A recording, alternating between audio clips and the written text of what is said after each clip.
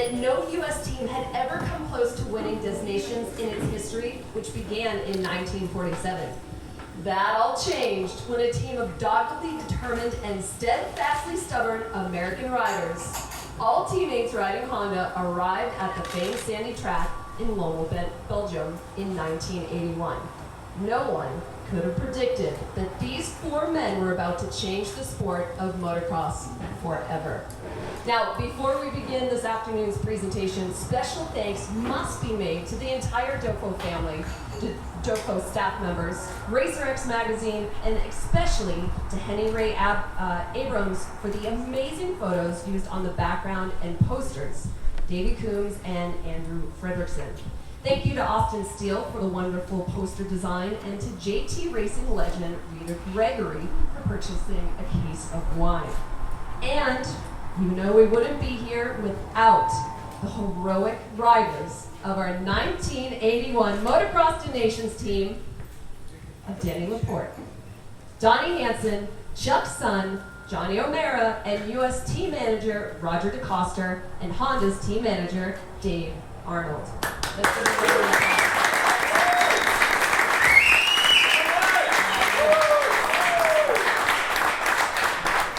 So, before we go any further, may I please have producer Todd Huffman come up and say a few words on a related and very exciting project. I'll take this one. Thank you, Lorette. We're at the winery. I have wine here. Sure enough. So, thanks to, again, for Dofo Winery. We kind of put this together at the last minute. All of our guests, we've been working on this for about a month and a half, chasing dates around nationals and people's schedules and everything. So you guys, thank you for making a journey out here. Roger, you made a big journey from work out here, from KTM. So really, shout out to you for making the drive. Thank you. And besides these legends, we have some other legends in the house. I think I saw David Bailey roll in. So, shout out to David Bailey. And I know, because it's related near and dear to my heart, BMX legend, the Roger DeCoster of BMX, Stu Thompson, Stu is in the audience. So, thank you guys for supporting. You know, in 1981, I had just graduated from high school, and I was a professional BMX racer at the time, and had raced motocross in the 70s a little bit. Wasn't very good at it. We were poor, so I discovered pedals and became a BMX racer. So in 1981, I was heavy into being a professional BMX racer and only kind of barely paid attention to what happened in Europe that September. And it wasn't until 2005 when we started doing the Motocross Files TV show that I kept hearing about this story. And when we did Danny's Motocross File and Johnny's Motocross File, this thing about the 81 Nations race just kept bubbling up. And I just knew that there was a story there.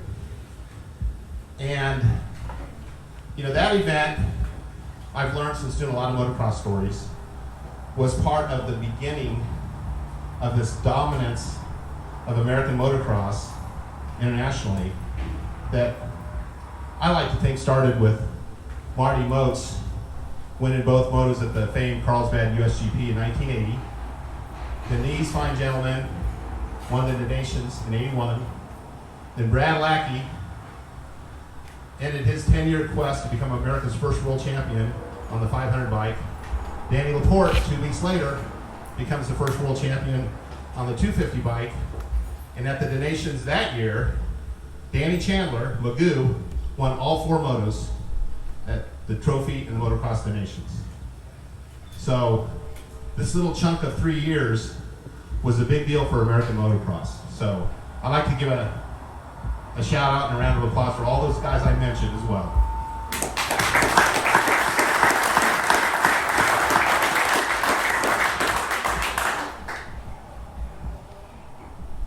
So we knew there was a movie here, and in 2016, after we had done a movie about the 1980 Carlsbad USGP And the John Penton story, myself and Scott Cox went to Maggiore, Italy to start shooting what would become known as the 1981 Motocross the Nations documentary. And there were some issues with sponsors and we didn't have enough money, so we shot part of it at the 2016 Motocross the Nations. So we are going to be making a movie starting in 2022. It is hot here. Because we found an angel investor who wants to help bring this movie to life in 2022 and bring it to the theaters in 2023. His name is Hugh Parker, and he's a fan of motocross.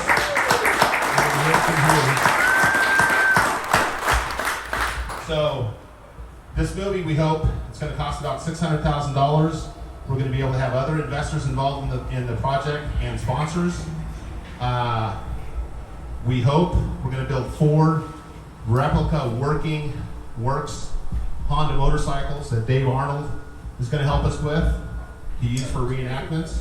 We hope to cast 4 a little younger guys to ride those motorcycles as these guys up here. So it should be really fun, and we're going to be shooting in Europe, and we can go back to Europe. So it's a long process, but we hope we're going to have a neat movie in 2023, the fall of 2023. And I'd like to close with a quote from Eric Johnson of Racer X, who perfectly described this 1981 team in his 1998 Racer X article. Quote, "It was a fairy tale-like story that Walt Disney could not have dreamed of. Filled with emotional ups and downs, good guys and bad guys, deep skepticism, and a group of unassuming underdogs who overcame the odds and made themselves folk heroes in American motocross history." We hope the industry and others can join us. And now I will turn it back to Lorette. But hey, real quick, before I leave the stage, who's got a wine glass in their hand? I do. I know you guys do. Let's have a toast to the 81 Donations team, guys, and the staff, Roger, Dave Arnold. You guys made it happen, made us all proud. Yeah. Lorette, back to you.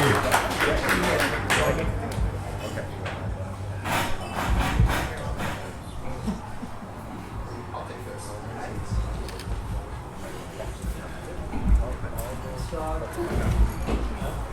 Well, it was 1981, and for the 3rd year in a row, the AMA wasn't going to send a team to Motocross to Nations.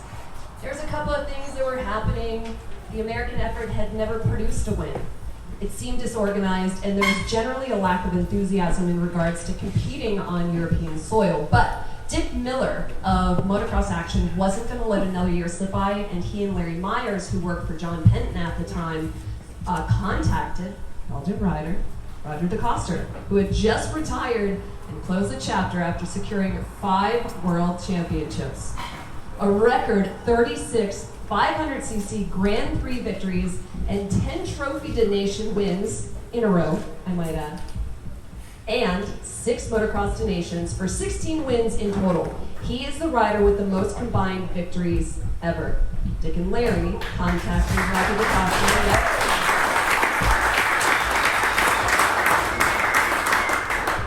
So Roger was contacted to be the team manager for the Americans. And Roger, you must have thought Dick and Larry were out of their minds. Can you remember and relay the conversation that you had? Yeah, at first I think it started with Dave and myself talking, like, Roger, come on, I forgot, sorry. Yeah, the way I remember it is Dave and myself, we were talking, and we knew that our riders were good. We did not necessarily think that we could go win over there, but we thought we could do good and get some respect. And we thought, how come there's not more interest for this? And then Dick Miller actually, I think, was the next person we talked to. And Kurt Kiefer at Bel-Ray, he was a big fan of the nation also. And then I think only after that the AMA got interested, and Larry Myers and some other people. But when Dave and I presented this to Todd, our Japanese managers, we thinking about taking the whole team and going to the nation. They thought we were a little bit cuckoo, but they were not in big favor for it. But we went ahead and did it anyhow.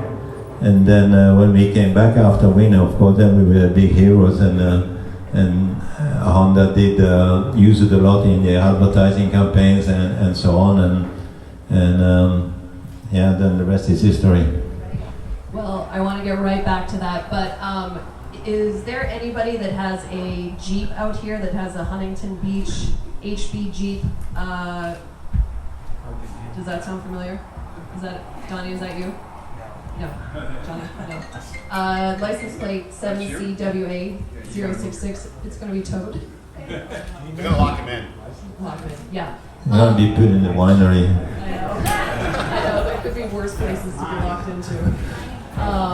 Roger, how did you go about choosing these 4 guys? What was the process? Well, they were our team riders, so we did not have to go to any other brand to get help, and that's the way that it was feasible for Dave and me to control things, because it was, of course, the end of the season in the US, and we took the bikes, took all the parts we could get, sent them to Belgium, and we had a lot of issues with in the sand with seizing the bikes, and we spent a week, if I remember correctly, trying to get better and get a setting that work in the sand without seizing the engines. And we even went to, I think we got help from some people at Mahler in Germany, and it's after that Honda went to Nickel plated cylinders, and so it helped on the technical side in the long run also, what we did there, and we learned quite a bit. Yeah.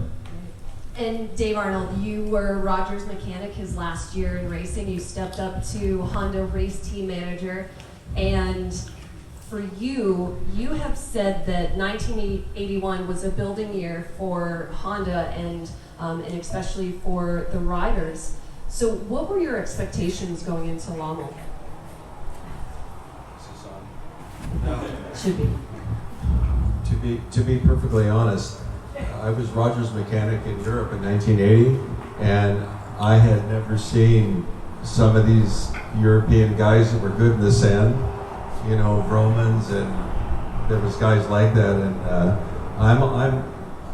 I was all in for anything, you know, and I thought we had a good team and everything, but in the back of my mind it's like, we have not got a snowball's chance in hell of beating these guys, but I'm not as Roger has a clear understanding of the history of that event and how competitive and things like that, and you know, and also, I think Roger, he likes a lot of things. In my working with Roger, he likes a lot of tradition to be carried on in the sport, and it was kind of a shock for a lot of people, you know, in the industry that year that the AMA wasn't going to field a team, and the Americans just weren't very unified up to that point as far as, you know, rah-rah, 4 guys work together. I mean, I don't think that the Americans had a lot of confidence. You know, it was more about showing off that they were going to be the top American, and I think when, you know, the AMA said they threw up their hands, they weren't going to field a team, in a way, it was the bad news bears, you know, like, well, shit, we can try to put this thing together and we can prep the bikes, and we had to convince the management, and I know Roger had a lot of calls with, they were trying to balance the books, you know, and get sponsorship, whether it was, you know, it was through Dick Miller and some of those guys. I can add something to this, for what Dave is talking about here. It was tough to find a budget to fly everything over there, and we did not want to just send the minimum possible. We want to have all the parts possible, and So shipping and all that, the flights and so. So Jack van Veldhoven, who was a racer in my generation, his parents were pretty wealthy, and his dad pretty much controlled the club at Lommel. So I gave him a call. I said, hey, the Americans were not going to come because for many reasons, the AMA has no budget and so on. How about, would you be willing to pay the tickets for the riders and mechanic and so from the club also? And he goes, well, it depends, who are you bringing? So I tell the name of our riders, and nobody really knew him in Europe, you know, and Jacques goes, well, now, you know, I cannot do this. And but he sure changed his mind after the race, and he remembered the names. I think he still remembers them probably, you know. I can say one real quick thing that's very understated. Roger was pissed off that he didn't get more recognition with his team even before we did the race, and he wanted revenge on these guys for not giving the team some financial assistance and some appearance money, and it was a little bit more than what he's saying right at the moment. I love it. But I think that anger really fueled the team. You know, I think that came through. Do I have any questions in the audience that you want to ask Dave or Roger right now? Or I have one. yeah. Question? Because I don't want it to get too far away. Roger, what was Dick Miller like, and how aggressive and passionate was he about this event and this team going and America having a team? Yeah, Dick was a very particular guy, and I had gotten to know him because he was friends also with the Eakins family, the two brothers that I stayed with when I came to California the first year when I came to the U.S. And then he started. He worked for the magazine for Motocross Action, and he really took a liking to the idea of helping the nation and gathering support for it. And he worked pretty hard to do everything he could do to help making it possible to go. And I have to say also that the Kiefer family from Belray and the guy that was in charge of Belray in Europe, a guy by the name of Arthur Kuhn, he helped a lot also. And there was a lot of people that once things got going, that started to help, and then the following years they stayed on, and it grew in interest, and of course we kept winning for quite some time, and then things become easier, of course, to get help. Yeah. Steve Iverson with Vital MX. I'm curious for you guys, we always think of motocross as an individual sport. How was it working together as a team, and did you guys get closer during that time? You know, and I know this spans 2 events also. Chuck, why don't you take that one? Yeah, I can say, I was working on many different Belgium teams as a rider.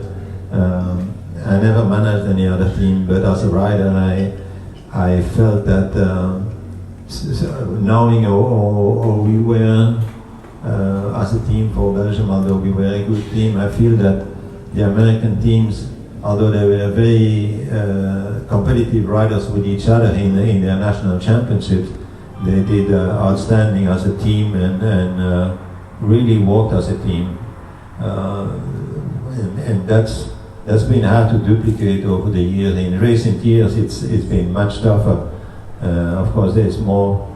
We had an advantage is that we were one brand, and Dave and I we worked together all year round, and so that was easier for us. But I have to say that on many occasions with the American teams, I've been impressed how the riders were able to put their season behind them and really work as a team at the nation.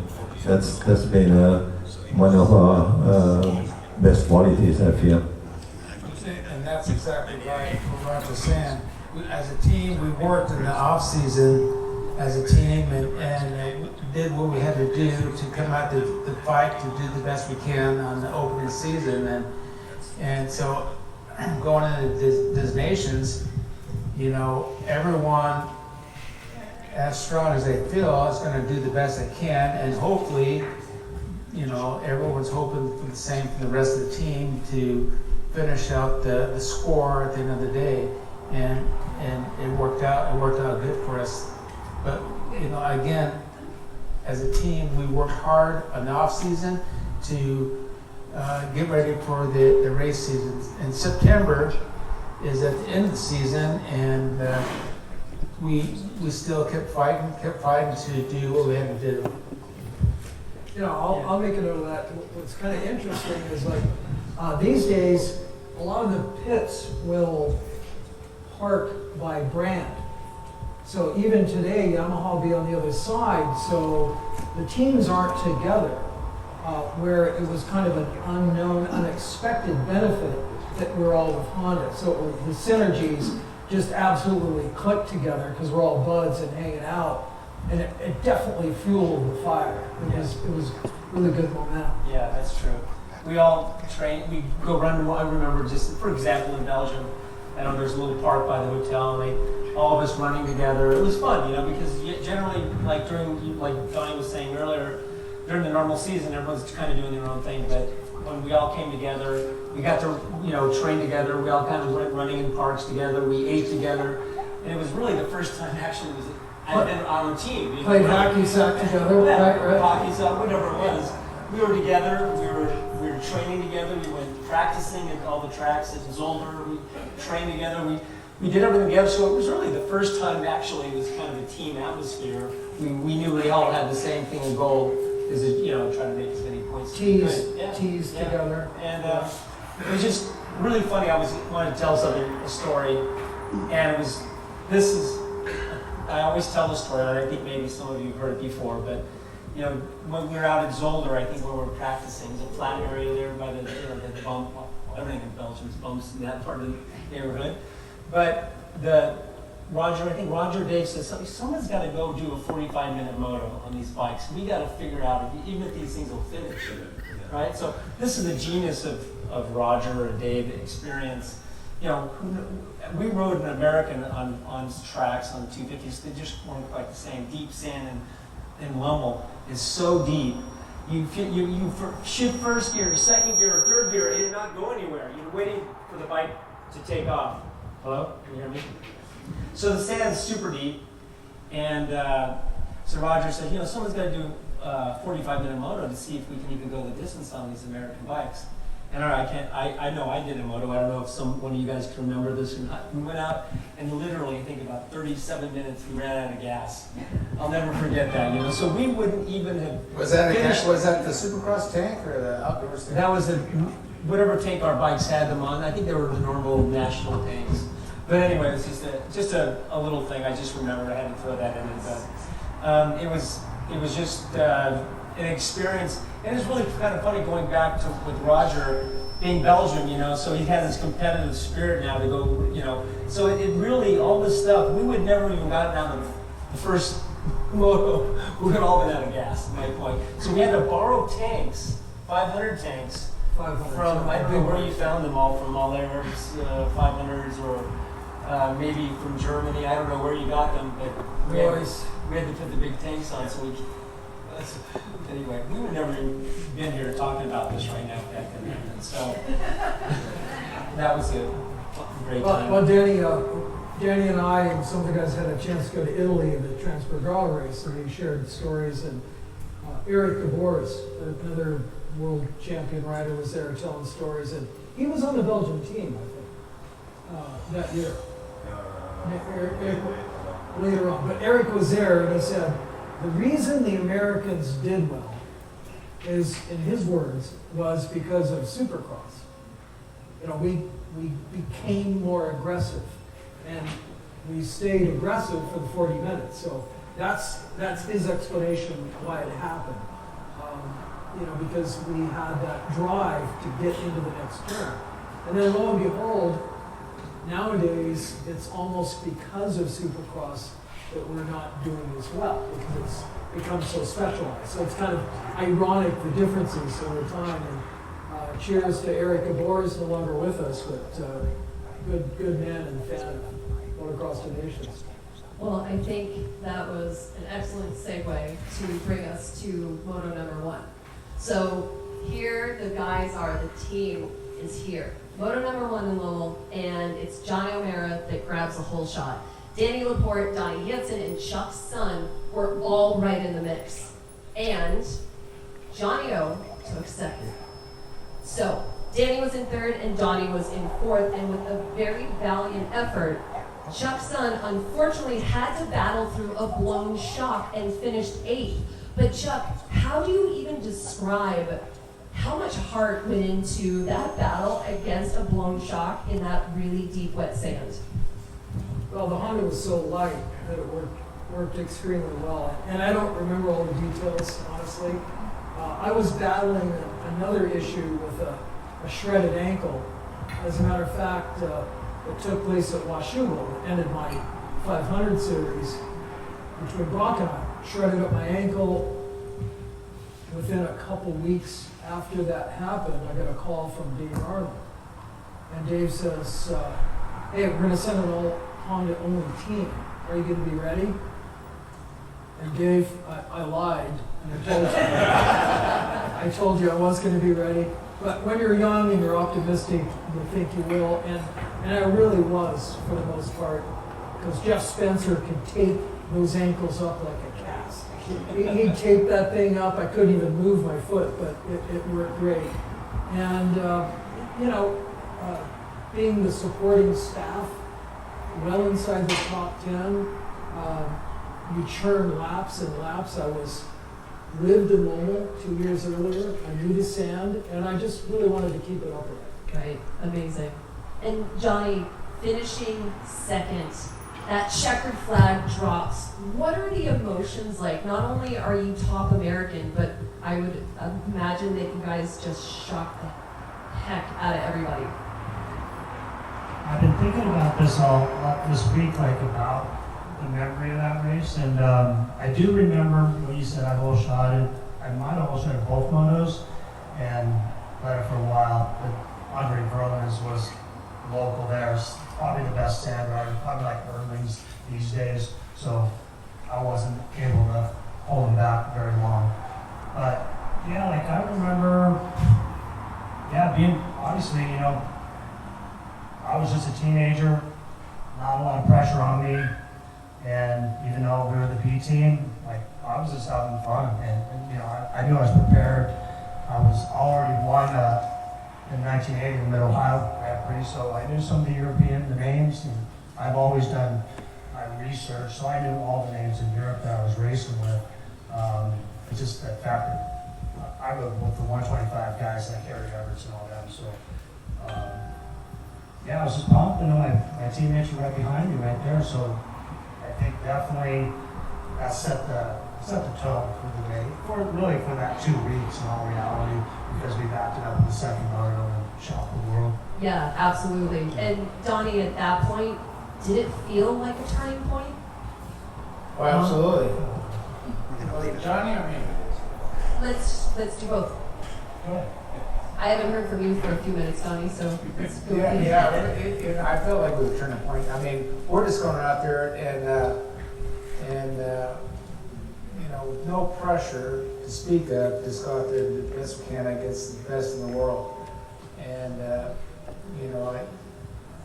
just like Johnny said, that we shocked the world, but I think it shocked us too going into the second moto that we did as good as we did overall compared to the rest of the Europeans. So,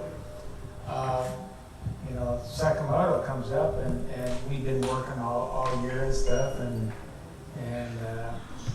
we did the best we could, and we came out on top the first week in the 250 class in Lowell. So it was a great experience. It was an honor,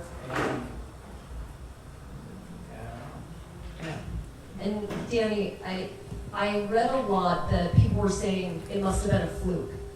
but I feel like you guys must have known better than that. You know, I think, you know, we all, like Chuck said, he had some problems with his body, and I actually started off the season, I dislocated my wrist the very first, before I even rode for Honda, and practice track at Saddleback. So I was recovering the whole season from a dislocated wrist. But if you think about it, each one of these guys won championships right now. Donnie was Grand National Champion just a few months later, won everything in the U.S. You know, they picked the right team. He won the 250 Supercross and the Outdoor Series Grand National Championship. Johnny went on to win right away championships. Chuck, and then I raced the 250 class after that. So in Europe, I think the team was young, but it was headed in the right direction. So they did a good job choosing the team. They knew they had that potential. But, and if you look at really, you know, you look back at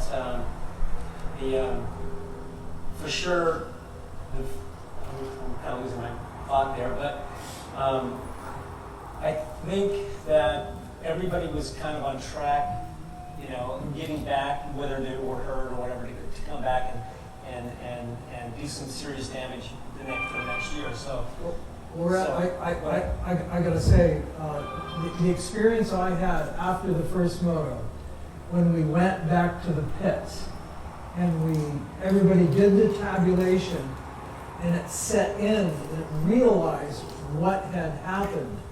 And the tent, there wasn't a crease, a crack, that there wasn't a head open in, hands reaching in. You know, Roger, the energy was so alive and vibrant in there. It was unbelievable. Yeah. I think we did this, and there was, you know, we were youngsters, and I think we were feeling a little cocky. Yeah. You know, hey, you know what? I think, and we can do this again. If you did it once, we can do it again. So there was a feeling that there wasn't we're going to go to the second, and I think we can pull this off. But it started earlier in the qualifier because the local Belgians were saying, the B team, they should never do anything. I think we won our qualifiers. I think I won my qualifier. And they're saying, we had a lot of attention, but they said, that's only 20 minutes. They'll never make it 42 plus 2 laps. The Americans are weak, you know. And after the first moto, now they didn't have anything to say. So that was a really exciting experience, hanging out in that tent between motos. We were a young team, and between Roger and Dave that built us up. We had great people around us through the season. We had great equipment, and the knowledge between Roger and Dave, and obviously the help of the mechanics along the way. We just grew and grew. We went to Europe, and we thought that you know we have a chance. And as it turned out, we had that chance. Yeah, absolutely. And then for Moto 2, it wasn't as easy for you guys as you were scattered through that pack. But as soon as that halfway flag came out, it was Danny that charged up to the front and got up to second. And Johnny had some early problems on, but bulldogged his way to third. And then Chuck was in sixth. So the Americans did it, and the Trophy to Nations was theirs. Johnny, do you remember what the early problems were that you were experiencing? No, I actually don't. I wish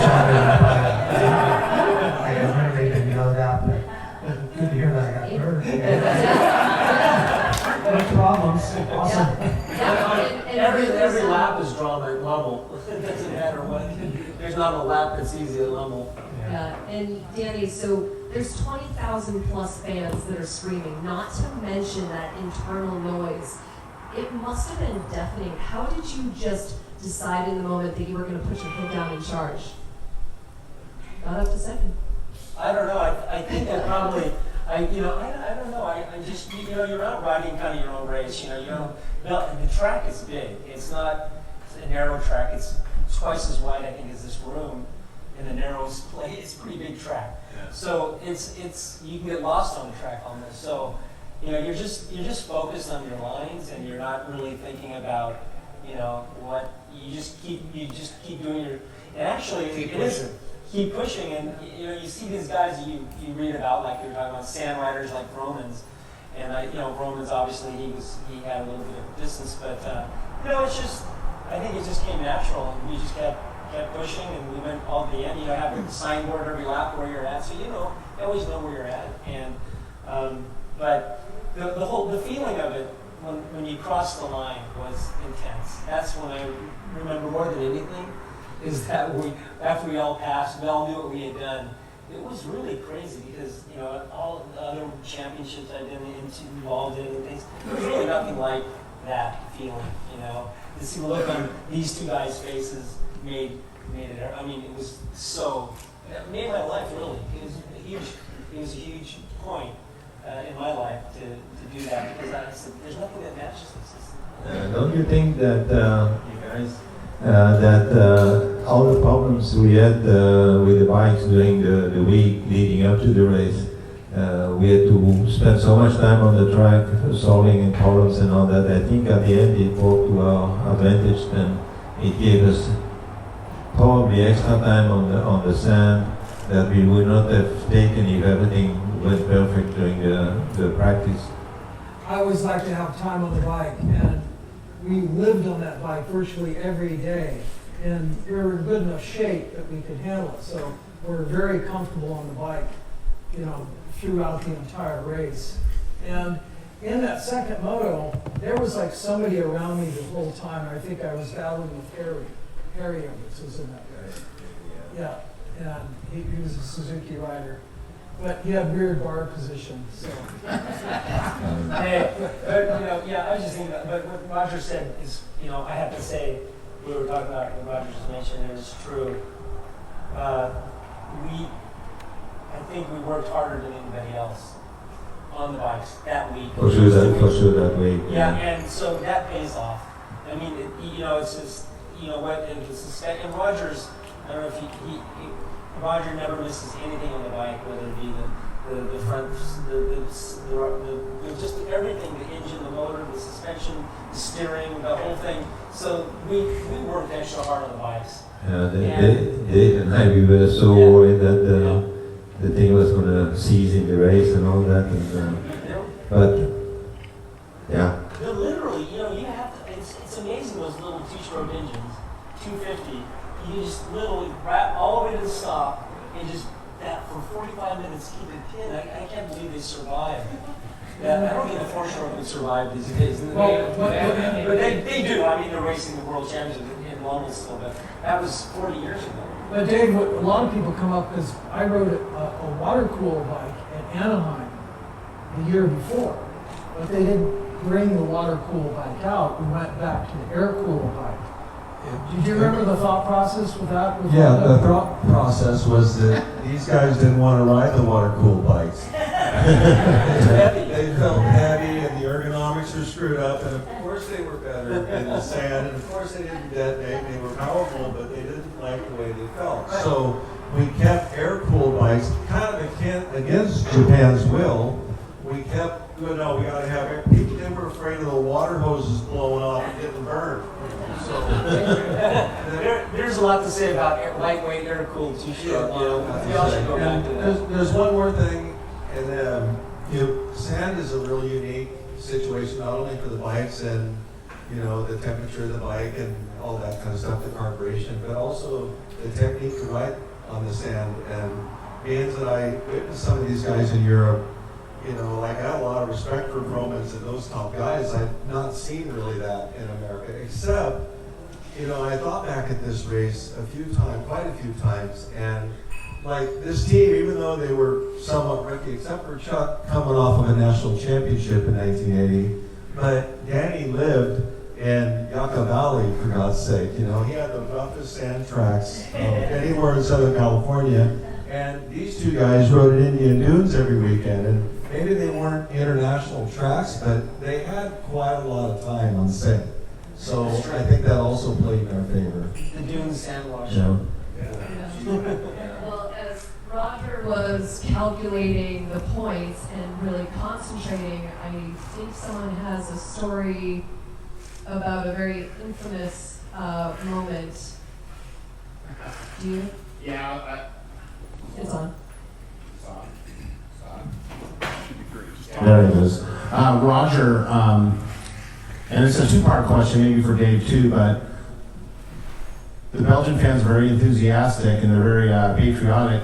At any point during the race, either during the first moto and then during the second moto perhaps, were you worried about the famous European sabotage patriotism that they can inflict on foreign riders on your team? So did that come in mind? And what happened with you and Dave as you're getting close with the second moto with a fellow countryman that you seem to be in his line of sight, his view, and he didn't know who you were. And you were in his way watching the race. Well, I was where I was supposed to be. I was in an enclosed area. Sorry. I was in an enclosed area for the signaling area, but they put it right in the middle of the start line, and there was a lot of fans there.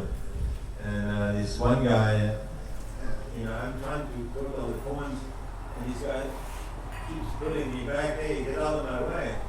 And I was where I was supposed to be, and so finally I just turned around and so he didn't bother me anymore after that. Roger wasn't the way we read it. Once he found, you didn't know who you were when he was telling you to get out of the way, right? And then when he found out who you were, he was quite proud to be punched out by the six-time world champion. No, that's a fact. The first guy is yelling at us, and Roger, it was intense because they don't have all the electronic scoring. We're trying to. Well, what are the others? What about the Brits? And what about the Dutch? We're trying to figure all the teams out, rudimentary style with the pencil and that. And so then these guys are, hey, they like the Stella in Belgium. They like the Stella.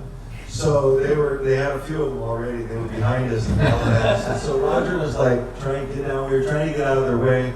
And then the guy was pretty persistent. And Roger told the guy, look, just shut the hell up, right? And then they kept at it, right? And then he turned around and squared the guy right up. So I was like, shit, he just hit he hit one of the spectators right upside the head. And I told him to shut up, but anyway. But keep in mind, that first year, and it took a real bold move on Roger's part to represent the US team, because that was year one. Yeah, true. Yeah. As a Belgian champion, patriarch of Belgium, to represent the US team. So there were little comments floating around, about Roger supporting the Belgian team. So that was another layer of vibration that you could feel in the crowd that was going on. No question. Yeah, I just felt that across the nation without an American team at that point was wrong. I knew that we were a big part of this sport, and not to have the Americans represented in that race. There's some major part missing, in my opinion, and that's why I was behind it. And also, I had asked way before that when I told them I was not going to do the nation anymore as a rider, if they wanted my help, and they said, no, we got a problem. So I thought I don't have to feel bad about it. Well, after that, the team packed up and headed to West Germany, where they were going to be competing on the 500s. In Bilstein. Yep. And so Bilstein was known to be high speed, rocky. It was an old and dusty track. And up until that point, Johnny hadn't competed on a 500 and had very little experience on a 250 because he was racing the 125s professionally. And Hansen was said to be a 250 specialist. So, Donnie, did you feel that you guys could quickly get up to speed on such a big bike, or were there concerns? I didn't even think about it. Let's go out there and race for a race. But I think between especially between Danny and Chuck, you know, they have experience on the 500s, and they're good on the bikes. Myself, you know, racing locally, I've raced the 500 class and done pretty well. Johnny, I think, was a question, but I really didn't think about that. I just thought about we're all out there to do our thing, and hopefully we're gonna do as well as we do, and hopefully it'll be good enough. And as it was, it was good. And Johnny, I mean, can you talk about the adjustments that you had to make on that big bike? Yeah, I just swung it. Like literally, I was a 125 specialist, and of course I rode 250 Supercross, so I been on the 250 a fair amount. I hadn't even ridden the 500, so that was the first time when I was over there. But I'm riding a Honda RC 500. That's a pretty good bike for me to ride. I just remember everybody laughing at me because I was just clutching the thing like it was a 125, just bringing it at top RPM. You know, not like these days. Changing clutches in between races. Yeah, changing clutches. There you go. Yeah, 500. So, yeah, but we pulled them off one another. We just adapted and we did what we did. We got paid to win races, and I literally was just enjoying the experience. It was a good one. Yeah. Well, so we're here at Moto number 1, and Donnie, not only were you the fastest in practice, but you started charging your way to the front after about a 10th place start, and you gained ground on Sweden's Haken Karlvis. But talk about when you came out of the trees and what happened there. Do you remember? Yeah, during the race and coming out of the trees and the accelerating bumps, I whiskey throttled the bike, and I go, shit. I ended up throwing the bike, and it went into a right-hander, and I threw the bike into a side of a jump that was going in another direction. And I got back on the bike, got going, and I still ended up second behind Carlquist. You know, Germany, Belgium, Germany was a hard-packed surface, and it started drizzling in between first and second moto. So I had that to think about, as well as everyone else did too, keeping it on 2 wheels. But yeah, the first moto, I remember passing the guys. You know, Chuck was one of the riders that passed. He had ankle problems through the season. Thorpe, some of the world champions, you know, and I thought, God, you must be doing pretty good. and until I got the second, and that's where I brought her home. I got second place in the first one. Donnie, I can remember that I said, I got to get going here. And I had to jump sideways and flip the chain because I landed a little crooked. I said, damn it. Put the chain back on. I was way back. So Carlquist was lapping. I didn't know it. And I was going fast enough, he couldn't pass me. Carlquist was famous for just his horrendous temper. You know, the Swedish language, I get red-faced when I hear it, but he kind of went crazy because I wouldn't let him pass. And now I realize, because Donnie was reeling it in. But Hawken was the nicest guy in the world, but if you got pissed off on the track, you want to watch out. He's a huge Swede. You don't want him mad at you. But I remember laughing coming off the track. He was just raving mad. And I should have held him up a little bit more. So Donnie finished second as the top American. Danny picked his way through and finished 6th. Johnny was 11th. And Chuck, I read that you derailed the chain twice, that you had mentioned. It just kind of seemed like gremlins were following you a little bit. Yeah, it didn't work out, you know, and I kept thinking, okay, I'm the guy with 500, I get good, and I do the worst of everybody, but, you know, that's the way it happens. I still felt good, I was moving through the pack, but, you know, back in those days, you had to land correctly. Nowadays, you can get sideways, and the chain guide and everything keeps it on, and it just didn't work out, the chain flipped off, and, you know, you got it back on and kept rolling, but, these guys out there. Yeah, and Dave, at this point, you guys are a couple weeks into Europe. You're now finished Moto number 3. How are the bikes holding up? Do you have enough parts? What's going on there? I think we were very prepared equipment-wise. Yeah. When we filled up, I think they were called LD8 containers, and we had so much. We had one full of 250s with a spare bike and all the motors and all the wheels and all the suspension, and then the same for the 500. I mean, we shipped like all of American Honda Racing to Europe for this thing. And I think we were okay equipment-wise, but it's stressful because once you won the one weekend on the 250, then your aspirations were to do it again. So, I mean, it was nerve-wracking nonetheless. Yeah, I bet. Do I have, yeah? I'm curious for you guys, between the trophy and motocross nations, how much different was the attention and the intensity level? How much did it change between those two races? The expectations obviously had to go up. Yeah, of course, after that we went to Germany with the idea of winning. And, we had good equipment, and we proved that our riders could do it, and most of the countries have the same riders in both trophy and motocross of nations. Usually they one or two guys on the team that is maybe a specialist in one class or the other, but so I think we felt that we knew what we could do and that it was possible now, that it was not just a dream. How about the attention from fans and media and everything else? Yeah, of course. That was the best. They changed their tune big time. Yeah. Donnie, what do you have to say about the fans? I thought the fans were really great. They applaud us, throughout after we won the first weekend. They were excited for us, we beat their people on their turf, and then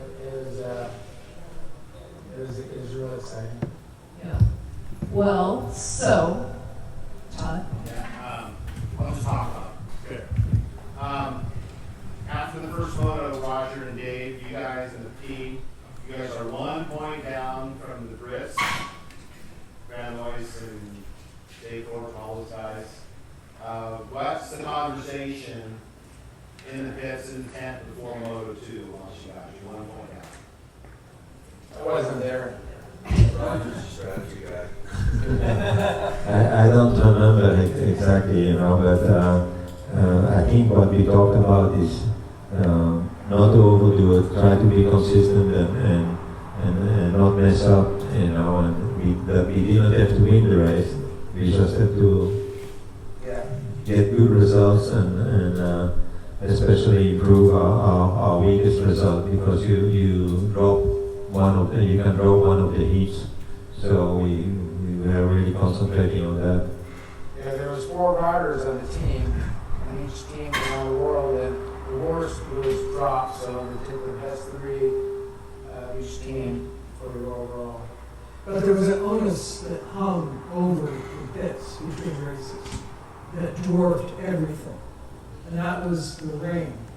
There's a rain on a hard-packed, knee-groove track, which is the bane of every dirt bike rider on the planet. So everybody's thinking about, all bets are off. This is going to be a horror show, And I'm thinking, okay, I jacked up the first motor. This is going to be my motor. This is going to be, I'm from the Northwest, I'm a mud rider. This is money for me. And that ended up being my downfall, because I got impatient. And it was so bizarre on the track. It was one line, 40 riders strung together, fender to tail around the track. No gain, just fender to fender, 1 foot line, right around the whole track. Nothing was happening. I said, bullshit, I picked a spot, I was going to take 5 guys. And the thing, I was almost done with it, and then it went out and high-sided, went on my face, and the bike hit me one place, just one place, where I tore my ankle and landed right on it. I thought I was going to die. But anyway, my race was done. I got to a location and sat there in the pits and listened over the microphone, freaking out as lap after lap these guys kept picking off riders, and well, ended up winning the thing. Yeah, that's right. So before Moto 1, the English team led by 1 point, and as the rain began to fall, you guys, man, just elbows up, started throwing those fists, and so, unfortunately, with Chef dropping out, it was up to Danny, Johnny, and Donnie as a 3 charge forward, and Danny LaPorte reeled in and passed for second place. While Johnny and Donnie surrounded Dave Thorpe and secured the win in the Motocross Nations, permanently etching your names in motocross history books. Guys, it was amazing reading the story. And Roger and Dave, you both helped change the course of history by choosing these 4 talented and eager riders, and together you launched American motocross to the moon. So Roger, if you wouldn't mind, could you describe the pride that you had for this team? It's difficult to describe, but I felt extra proud around the Humbeldovens and the people that talked us down before we came, and from then on, the American team was looked up on in a very different way, the following years and for a long time, and now I'm searching for a way to get that back. And Dave, I mean, the same question for you. Could you talk about the pride that you had for this whole ensemble, everything that you guys put together? It was, especially, and it was already that over at the first race in Lommel, and then for the 2 weekends, it was, I don't know, it was almost inconceivable what had been accomplished. And on top of that, I was surprised how many Americans were there. I mean, there were so many American servicemen over there in Europe and Germany, and they were yelling and screaming and flags and all this stuff. Like that even shocked or surprised me a little bit that we have our own support system. Maybe it's built in over there, but and then there was quite a few Americans that even went over to watch, that just on their own dime. So, but it was quite the feeling that's maybe hard to duplicate. Right. I wanted to jump in really quick, Yeah. but we didn't talk, the track, if you can imagine, it was in the valley, and there was a highway that went down the middle of the track, actually. So the track was split by a highway. And on one end, you did the start, and you go up, you went down, up and down, you crossed the highway, went up and down on the other side of the canyon, up into the woods and dark. It's all like on a dirt road. It's not really a track like you know it. It's just on really, literally like cat tracks or bulldozed roads through the woods, up in the hills, down, and then across the highway again, and go back and do this. So you cross the highway 2 times. Yeah.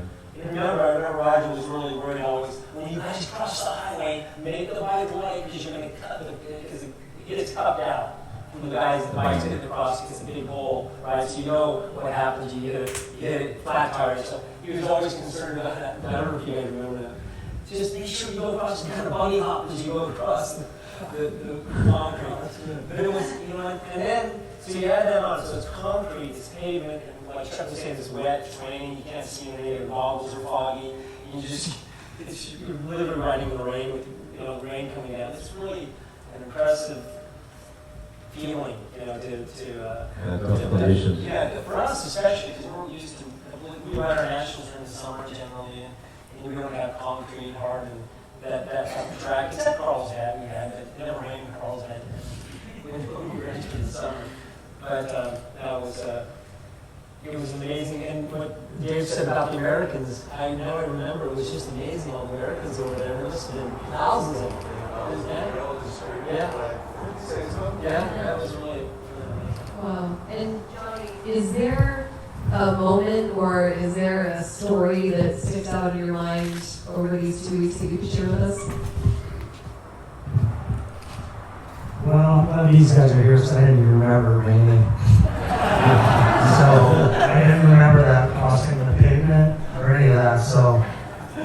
do remember being in Germany and all that, and being part of this.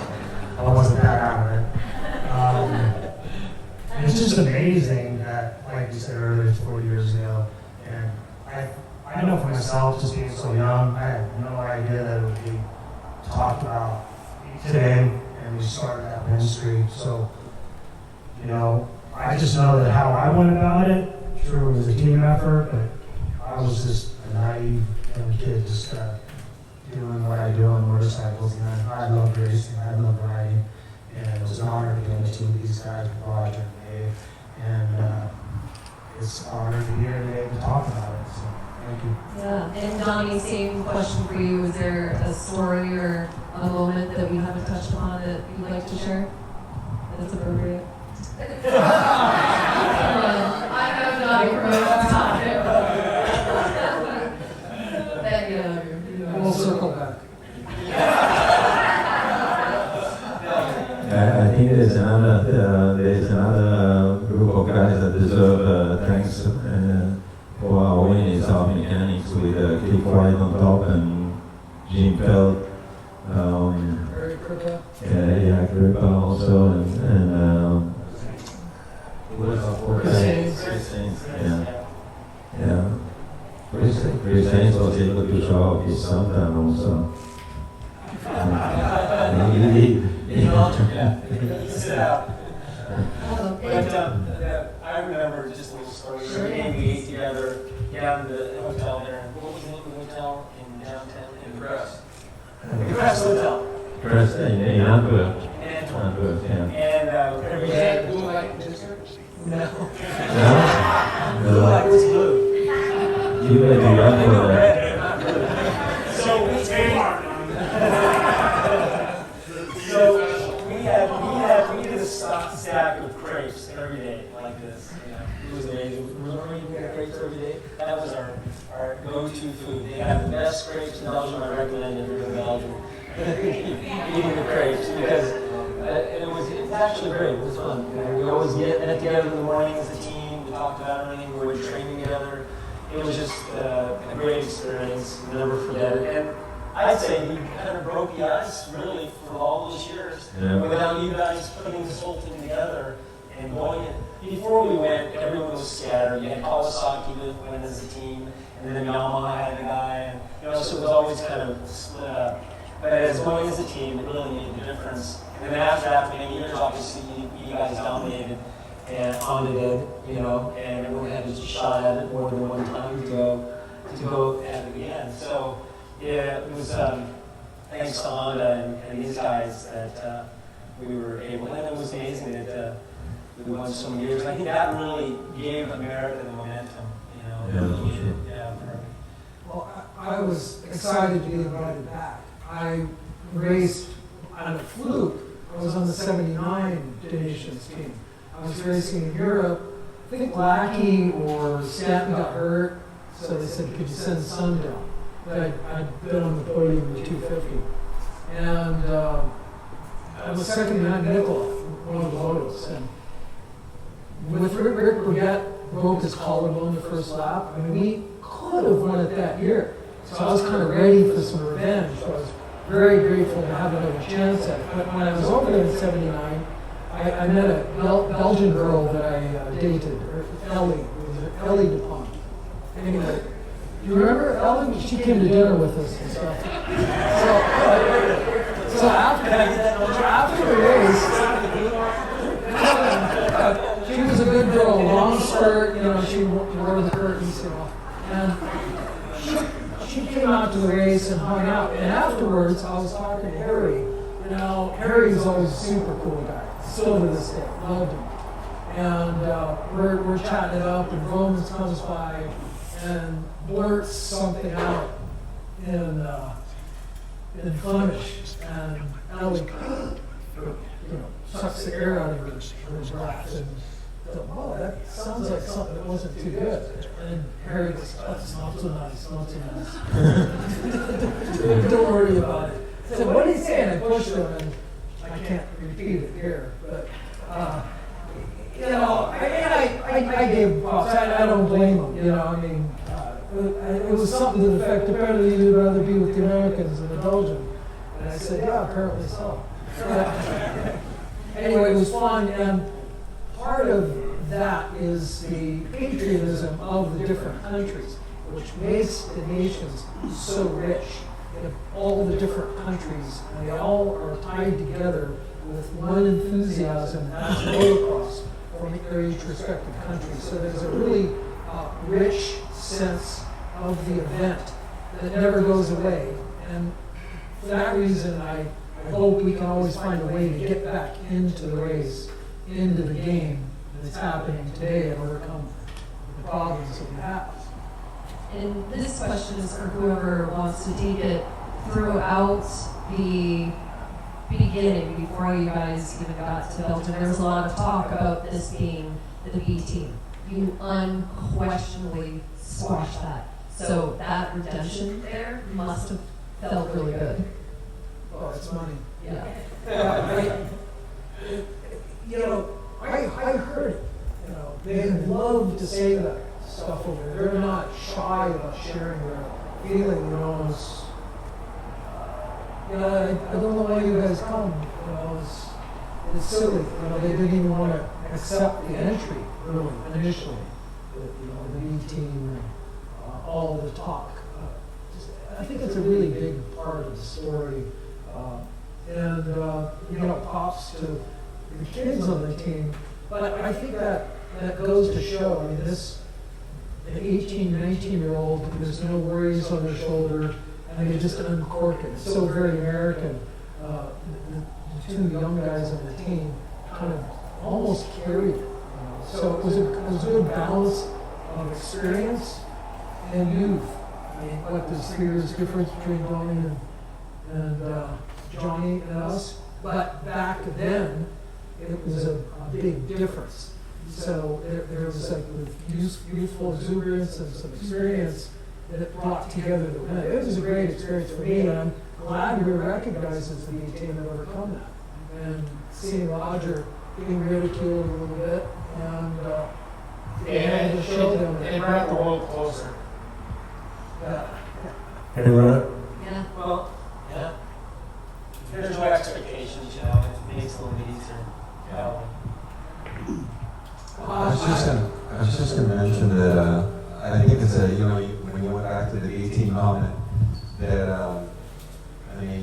the big names at the end of the 70s, going into the 80s was Howerton and Anna and Glover, maybe a couple more, but it was the talent pool in the U.S. was, the cream was rising to the top, and there was a lot of talent.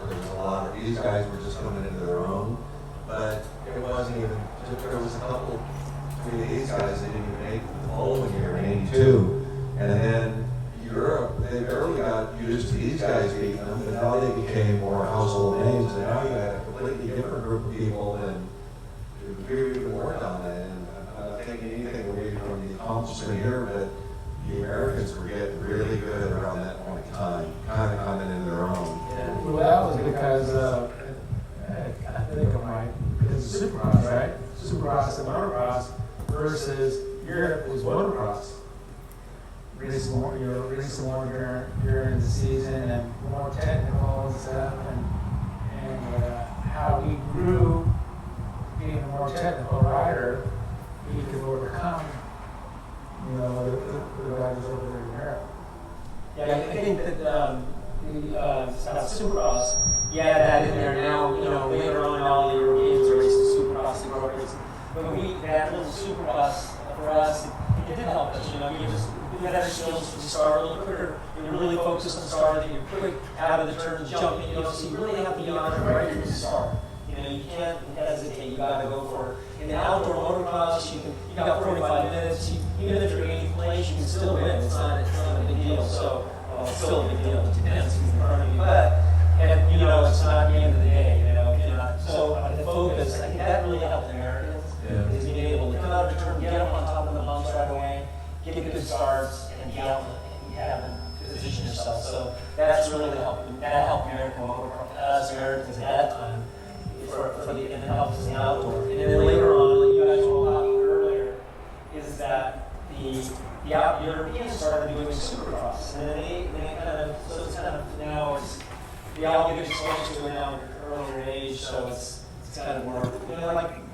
just today, we came kind of from nowhere and was able to come over here. You learn from Americans. Yeah. Yeah. Do you guys have anything to add that we haven't touched upon?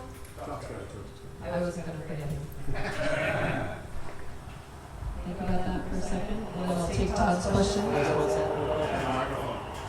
Roger, in Eric Johnson's article, which is amazing, we recommend it if you read it, if you haven't read it. And going to that to Lummel, you being a Belgian national countryman, he said that you had, after the race, you kind of had mixed feelings though, because you thought on your own this didn't get the credit you deserve because you really was awesome there. And you know, that's your country, your hometown, but then you know, well, how do you feel about it? I had no regrets about winning. I love winning. And I like Andre Mullins. He's a nice kid. And I had, when I was racing at the end of my career, I had a dealership in Belgium and I actually supported Romans until he became a factory guy. Good people, nice guy, and very good son. But I want the whole team to win, no question. Yeah. It's pretty admirable guy coming from another country to help us out to be the nerd guys, you know. So it's pretty he's still doing it, you know. He just likes to win. I just I love this sport. I love to grow what we have to grow, and it's given me a lot of opportunities to see the world and to meet outstanding people. And so I'm thankful for the past and the great people that I worked with, including this team, and I enjoy still going to the races and being part of it, and hopefully I can do it a few more years.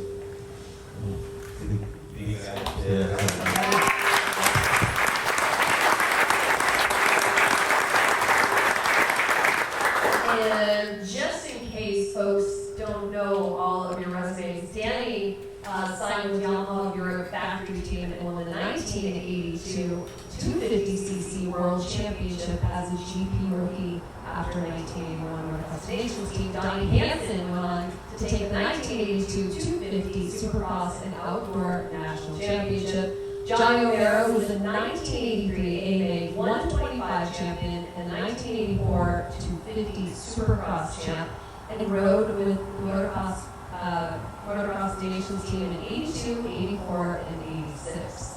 Chuck's son had clinched the 1980 500 National Championship, and together, Roger DeCoster and Dave Arnold would work together to give Honda countless championships. And as we know, both have long and illustrious careers in the industry as successful team managers. And lastly, thanks to MX Large, who wrote this, the victory launched America into becoming the powerhouse in motocross. The U.S. would set an unprecedented record in motocross nations with 13 straight wins. And it all started with an upstart team of 4 underdogs in September of 1981. Thank you, everyone.